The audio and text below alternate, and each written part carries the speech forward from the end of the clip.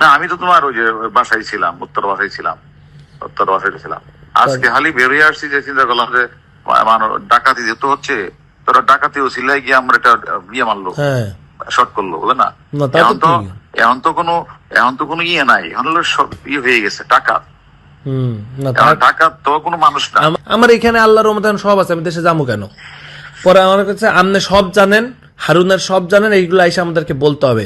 আমি কইছি ভাই শুনেন, আপনাকে এত চুলকানি থাকলে আপনারা খুঁজে বাইর করেন, আমার আমি এর কিছুই জানি না। না আপনি এর লগে ঘুরছেন, আপনি এখন পোল্টি মারতে কেন? আপনারা তো এ শেষ করে দিছে, তাহলে আপনি কেন এগুলা ইয়ে করতেছেন? এই যে 5 জন সমন্বয়ক আমি আমার কাছে গেছিলাম, এটা কি আমি নিছি ভাই? কিন্তু একটা কথা কই, সবাই বলতেছে যে এটা আমনি আজকে দেশের পরিস্থিতির জন্য আমনি দেয়, এটা জানেন? এই যে এই সমন্বয়ক গুলার না ধরলে নাকি এত গ্যাঞ্জাম হইতো না, এটা আওয়ামী লীগের লোকজন বলতো। সমন্বয়কে আমি এই কথাটা ক্লিয়ার করবো, এই সমন্বয়কে তো হারুন ধরে নাই।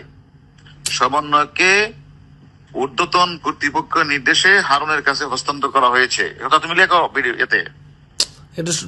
সমন্বয়কে যে আমনার জন্য দেশের অবস্থা দেয়।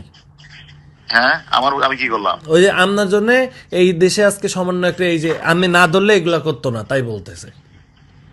আরে গাদা, এই সমন্বয়ক তো আমি ধরার সমন্বয়কে আমি ধরলাম, ধরার পরে কি এনে কমিশনার, আইজি, সচিব, সরকার, প্রধানমন্ত্রী ছিল না?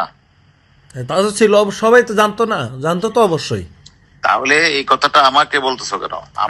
আমি বলতেছি, না, তুমি গ্যারান্টি লিখে দিও এই সমন্বয়ককে, মানে স্বরাষ্ট্রমন্ত্রী, লেখা এগুলি স্বরাষ্ট্রমন্ত্রী, সচিব, আইজি, এসবি চিফ সহ অন্যান্যরা, এবার লিখে দিও অন্যান্যরা সম্মিলিত সিদ্ধান্ত ক্রমে তাদেরকে ডিবির কাছে হস্তান্তর করা হয়েছে সেফটির জন্য।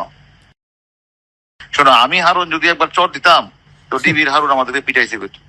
আমি এদের সাথে ভালো ব্যবহার করছি, ওদের বাপ মাকে ডাইকে না আমার লোক ভাত খাওয়াইছি, ওদের না ভাত খাওয়াইছি, ওদের বাপ মাকে ভাত খাওয়াইছি। অর্থাৎ মানুষ আশ্বস্ত হওয়ার জন্য দেখো ডিবির হারুন কত ভালো বিহেভ করতেছে, এটার জন্য, আর কিছু না।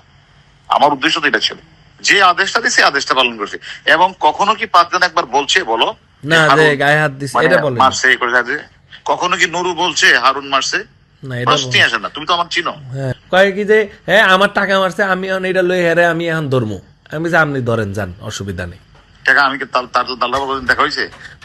কইছি আপনি ধরেন, পারলে যান।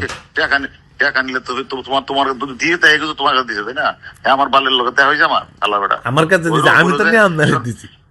সেটা তো অন্য বিষয়ের কথা, ওর লোক আমার কোনো কথা হয়েছে না, ওর সাথে কথা একটা কথা মনে রাখো, আমি তো বাংলাদেশি আছি, তাই না? সেদিন গোলাম মোল্লা রনি বলছে না যে হারুনের বাপের ক্ষমতা আছে এই 5টা ছেলেকে নিয়ে আসা।